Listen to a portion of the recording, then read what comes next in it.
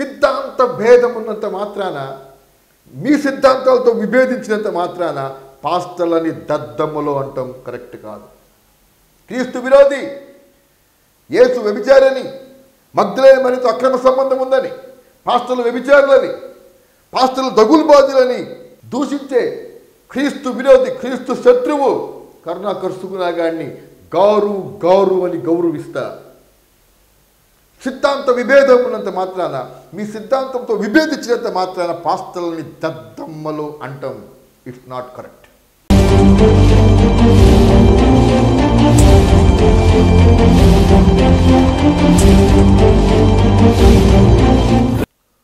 పునీత్ రాజ్ కుమార్ అనే మహోన్నతమైన వ్యక్తి.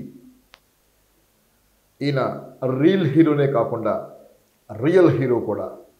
అనేక మంది పేదవాళ్ళని ఆదరించి, అనేక మంది అనాథలను ఆదరించి, అనేక మంది పేద విద్యార్థులకు చదువు చెప్పించి, నిజ జీవితంలో కూడా హీరోలాగా జీవించిన ఈ గొప్ప వ్యక్తి యొక్క మరణం, హఠాత్ మరణం యావత్ కర్ణాటక రాష్ట్రానికే కాకుండా భారతదేశం అంతటికి కూడా పెద్ద లోటు. గత 2-3 వారాలుగా పునీత్ రాజ్ కుమార్ గారి ఆత్మ విషయం, పునీత్ రాజ్ కుమార్ గారు నరకానికి వెళ్ళాడా, పరలోక రాజ్యానికి వెళ్ళాడా అనే ఒక అనవసరమైన రచ్చ చర్చ ఒకటి సోషల్ మీడియాలో జరుగుతుంది. ఇది అనవసరమైన రచ్చ. పునీత్ రాజ్ కుమార్ ఎంత గొప్పోడైనా, ఎన్ని నీతి కార్యాలు చేసినా ఆయన నరకానికే వెళ్తాడు అని ఎవరో ఒక పాస్టర్ అన్నాడు అంటూ సోషల్ మీడియాలో కొంచెం వ్యూవర్స్ ఉన్న ఒక పాస్టర్ వివాదం మొదలుపెట్టాడు. అలా కాదు, నీతి క్రియలను బట్టి కూడా దేవుడు చూస్తాడు.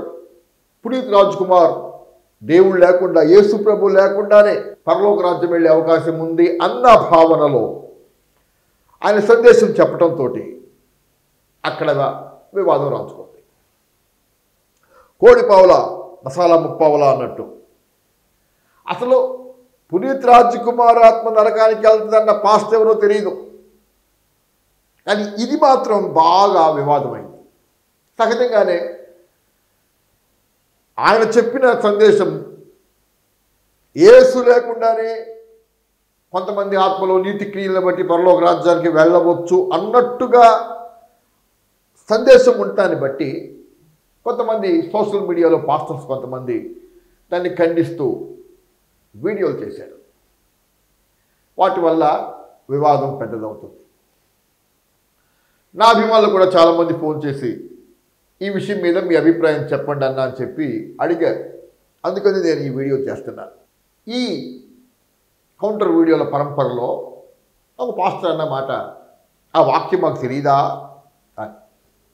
తాడు తన్నేవాడు ఉంటే వాడి తలని ఎగిరి తన్నేవాడు ఉంటాడు. ఇది పీడి వాదన, పీడి వాదన. మాకే వాక్యం తెలుసు, మాకే బైబిల్ తెలుసు,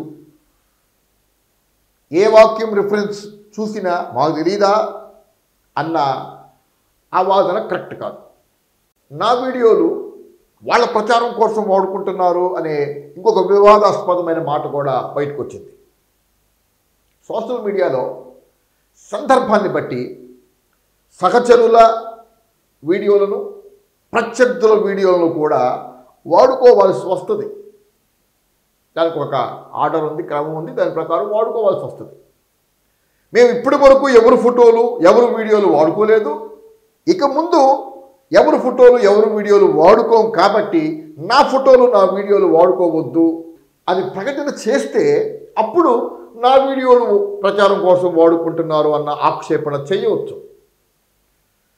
వేరే వాళ్ళ వీడియోలు, ఫోటోలు వాడుకొని పైకొస్తూ ఈ ప్రచారం చేయటం కరెక్ట్ కాదు.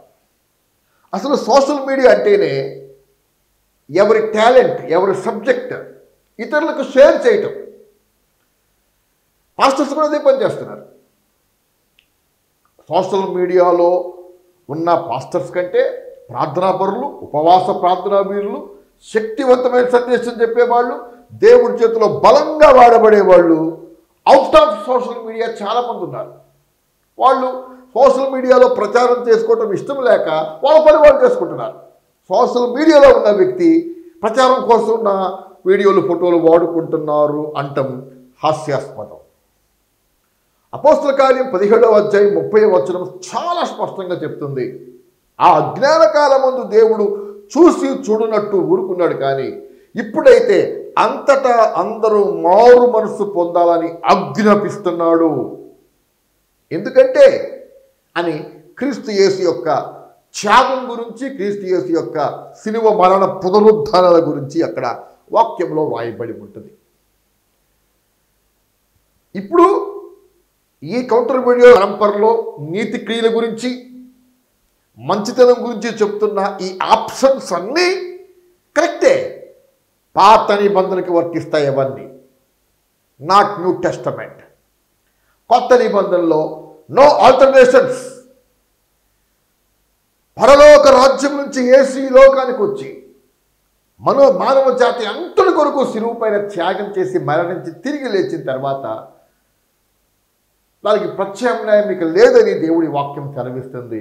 దానికోసమే సేవకులు ప్రాణాలు ధారపోసి, రక్తం ధారపోసి క్రీస్తుని తెలియని ప్రజలకి సువార్త చెప్పడం కొరకు ప్రయాసపడుతుంది, కష్టపడుతుంది, త్యాగాలు చేస్తుంది, ప్రాణాలు ధారపోస్తుంది. అఫ్కోర్స్ ఇలా సువార్తను బేస్ చేసుకొని, బైబిల్ని బేస్ చేసుకొని కార్పొరేట్ వ్యాపారం చేసే పాస్టర్స్ ఆంధ్రప్రదేశ్లో చాలామంది ఉన్నారు. తప్పకుండా వాళ్ళని ఖండించాల్సిందే. వాళ్ళ ధనాపేక్షని, వాళ్ళ లగ్జరీ జీవితాన్ని, వాళ్ళ అడుక్కునే ఆఫరింగ్ బ్రతుకుని ఖండించాల్సిందే. కానీ సిద్ధాంత భేదం ఉన్నంత మాత్రాన, మీ సిద్ధాంతాలతో విభేదించినంత మాత్రాన పాస్టర్లని దద్దమ్మలో అంటాం కరెక్ట్ కాదు. క్రీస్తు విరోధి, యేసు వ్యభిచారని, మగ్ధలేని మరితో అక్రమ సంబంధం ఉందని, పాస్టర్లు వ్యభిచారులని, పాస్టర్లు దగులుబాజులని దూషించే క్రీస్తు విరోధి, క్రీస్తు శత్రువు కరుణాకర్ సుగుణాగాడిని గారు గారు అని గౌరవిస్తా. సిద్ధాంత విభేదం ఉన్నంత మాత్రాన, మీ సిద్ధాంతంతో విభేదించినంత మాత్రాన పాస్టర్లని దద్దమ్మలు అంటాం. It's not correct. ఖచ్చితంగా అది కరెక్ట్ కాదు. ఈ నీతి క్రియల గురించిన వీడియో వచ్చిన తర్వాత వెంటనే భరత్ కొణిదెల అనే బ్రదర్ వెంటనే స్పందించి ఇది కరెక్ట్ కాదు, యేసు ప్రభు తప్ప పరలోక రాజ్యానికి వేరే మార్గం లేదని వెంటనే స్పందించాడు. కానీ పాస్టర్ కుమారస్వామి గారు మరి ఆయన ఒకవేళ ఈ వీడియోలు చూసుండకపోవచ్చు, నేనే వీడియో చేశాను కాబట్టి నా గురించి ఆయన ఈ మాట చెప్పాడని చెప్పి తొందరపడి ఆయన పేరు అవతల వ్యక్తి ఎత్తకపోయినా ఆ పేరు ఎత్తి ఆ థంబ్నెయిల్స్ మీద తర్వాత వీడియోల్లో మాట్లాడి కొంచెం తొందరపడినట్టుగా ఉంది. వారికి చూపించిన ఆ ఓర్పు, సహనం, ఆ పెద్ద మనసు స్టార్టింగ్లోనే చూపించి ఉంటే ఇంత వివాదం వచ్చేది కాదు. ఏదేమైనా ఇది టీ కప్పులో తుఫాన్ లాంటిది. తప్పకుండా సిద్ధాంత విభేదాలు క్రీస్తు రక్తమందు కడగబడ్డ సేవకుల్లో వచ్చి తీరుతాయి. బైబిల్ గ్రంథంలో అపోస్తల కార్యములో పౌలుకి, బర్నబాకి తీవ్రవాదము కలిగినందున, ఒక విషయం మీద తీవ్ర వివాదం కలిగినందున వారు వేరే వారి పరిచర్య వారు చేసుకున్నట్టుగా దేవుని వాక్యంలో చాలా స్పష్టంగా వ్రాయబడి ఉంది. సిద్ధాంత విభేదాలు వచ్చినంత మాత్రాన అవతల వాళ్ళు చేతగాని వాళ్ళని, దద్దములని దూషించటం ఇట్స్ నాట్ కరెక్ట్. క్రీస్తు విరోధులను దూషించాలి. యేసు నక్క అని హేరోదును అన్నాడు. మత్తయి సువార్త 15వ అధ్యాయంలో కుక్క అని అనాల్సిన పరీక్ష పెడుతూ కనాను స్త్రీతోటి అన్నాడు. కుక్క అనే వాళ్ళని కుక్క అన్నాడు, నక్క అన్న వాళ్ళని నక్క అన్నాడు. క్రీస్తు విరోధుల్ని పార్లమెంట్ భాషలోనే, దేవుడి వాక్య పరిధిలోనే గద్దించవచ్చు, ఖండించవచ్చు. కానీ క్రీస్తు రక్తమందు కడగబడ్డ సేవకుల మధ్య వచ్చే ఈ సిద్ధాంతపరమైన విభేదాలు సామరస్యమైన భాషతోటి దేవుడి వాక్యానుసారంగా పరిష్కరించుకోవచ్చు.